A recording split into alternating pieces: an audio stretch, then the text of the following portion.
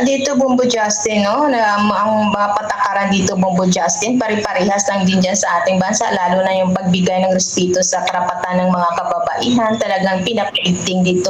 Yung kakulangan lang dito Bumbo Justin, yung pagbigay ng moral advice sa mga kababaihan na kailangan maging matatag at walang katatakutan. Kaso lang kasi dito Bumbo Justin, ayon sa aking pag-uusap sa kanila, pag-i-interview, yung pagiging duwag Bumbo Justin nandoon sa kanilang pagkatao, hindi tulad sa ating mga Pilipina na talagang matatag tayo, lumalaban tayo ng patas at walang kinikilingan, walang kinatatakutan.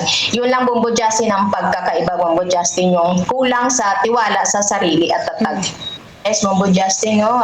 Kahit nga sa mga kaibigan ko rito, kapitbahay, talagang hindi maiwasan yan Bumbo Justin, kasi tulad sa kaibigan ko rito, isang Tamil siya, madalas kong nire-rescue Bumbo Justin, nandoon yung pananakit, talagang hindi dapat gawin sa isang asawa. So how many times na nirescue ko siya.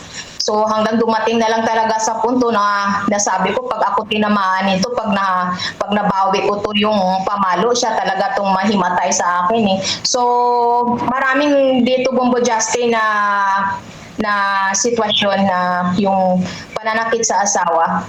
Ang ano nga lang, yung kakulangan nga lang, ang batas kasi dito Bumbo Justin, mahigpit. Yung kakulangan nga lang sa mga kababaihan dito, yung pagiging duwag, yung paano siya harapin yung karapatan nila, yung pagiging tatag nila sa sarili. Yan yung kulang dito Bumbo Justin sa mga kabantay. Kasi marami dito Bumbo Justin na kaibigan ko, policewoman, yung trabaho nila Bumbo Justin, pantay-pantay rin. At parehas ng Bumbo Justin, ginagampanan nila yung tungkulin.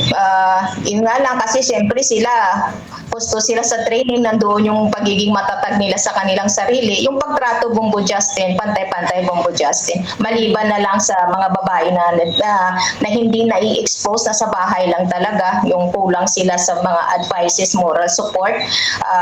Yun nga lang pagkakaiba Bumbo Justin. Pero yung mga babae na nagtatrabaho sa labas, government employees, policewoman, ang pagtrato Bumbo Justin, pantay-pantay.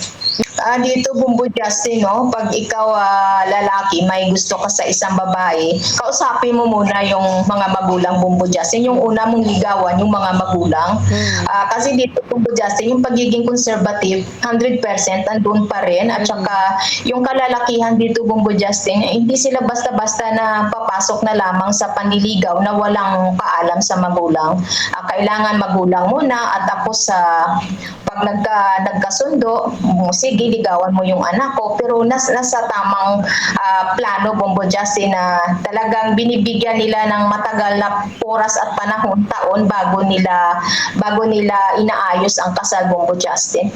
Dito Bumbo Justin, no, hindi maiwasan yan, lalo na sa mga magulang na nasa ibang bansa Bumbo Justin, at lang sa patnubay ang kanilang mga anak, na mayroon din Bumbo Justin na umuwi na lamang yung bata. Minsan tumatakas sa bahay, tapos umuwi, buntis. So walang magawa Bumbo Justin, kasi pag nabuntis yung bata sa edad na 10 years, like that Bumbo Justin, 11 years, talagang ginadala Bumbo Justin sa doktor, at pinaplanuhan ng doktor na talagang kukunin yung bata Bumbo Justin, kasi napakamahirap Bumbo Justin. Sa edad mo na 11 years old, mabubuntis ka, tapos walang magulang. So dinadala yan ang bata Bumbo Justin sa bahay ng mga bata, na talagang government ang nag-aayos, tapos talagang nililinis yung bata Bumbo Justin, tapos nilalagay sa tamang moral support, tapos tuloy ang pag-aaral Bumbo Justin, talagang inaayos,